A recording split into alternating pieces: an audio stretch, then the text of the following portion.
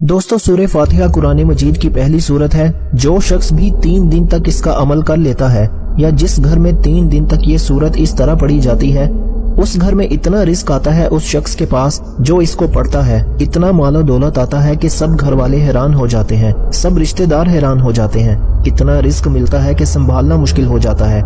जैसे सूरह फातिहा का पहला नंबर है, मालो दौलत में भी उस बंदे का पहला नंबर लग जाता है जो शख्स सूरह फातिहा को इस तरह 3 दिन तक मुसलसल पढ़ लेता है। अब सुनिएगा, इस सूरह फातिहा को आपने किस तरह पढ़ना है और किस वक्त पढ़ना है, मुकम्मल तरतीब सुनने के लिए, क्योंकि अमल निहायत ही कीमती और खास है। इस अमल को जानने के लिए आप इस वीडियो को अव्वल से लेकर आखिर तक मुकम्मल देखिएगा। इंशाअल्लाह ऐसी रहमतों का नज़ूल होगा, ऐसी बरकतों का नज़ूल होगा, ऐसे रिस्क का नज़ूल होगा कि दोबारा जिंदगी में ना रिस्क की परेशानी आएगी, न घर में कोई मुसीबत आएगी, न घर में कोई बीमारी आएगी। हर तरह की मुश्किल आपकी आसान हो जाएगी। इस सूरत के 20 नाम है। इससे पहले भी कई दोस्तों को ये अमल बता चुका हूँ। लोगों की जिंदगियां बदल चुकी हैं, कई लोगों के हालात बदल चुके हैं, कई लोगों की दुआएं कबूल हुई हैं। जिस जायज नीयत के साथ इस सूरत को पढ़ेंगे, जो इरादा रख कर पढ़ेंगे, इंशाअल्लाह 3 दिन मुकम्मल नहीं होंगे, 3 दिन पूरे नहीं होंगे, आप हर जायज मकसद में कामयाब हो जाएंगे। अगर कोई मकरूज है तो कर्जे के तमाम बंदोबस्त हो जाएंगे।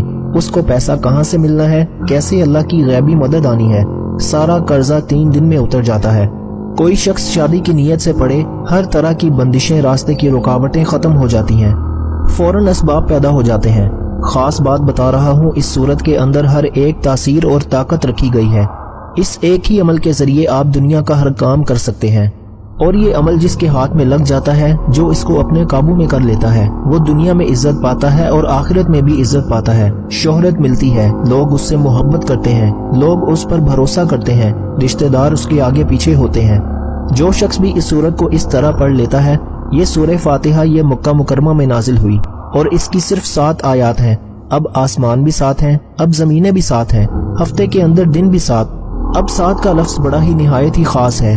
खाना काबा के चक्कर भी 7, यानी कि जो तवाफ किया जाता है उसके 7 चक्कर हैं खाना काबा के भी।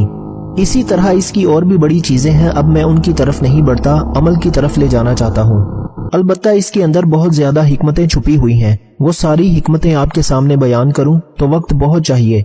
अल मुख्तसर में आपको बता देना चाहता हूँ, इस सूरत के 20 नाम हैं। इस सूरत को फातिहातुल किताब भी कहा जाता है। इस सूरत को उम्मुल कुरान भी कहा जाता है, कुरान की माँ। इस सूरत को सूरतुल कंज़ भी कहा जाता है, सूरह काफिया भी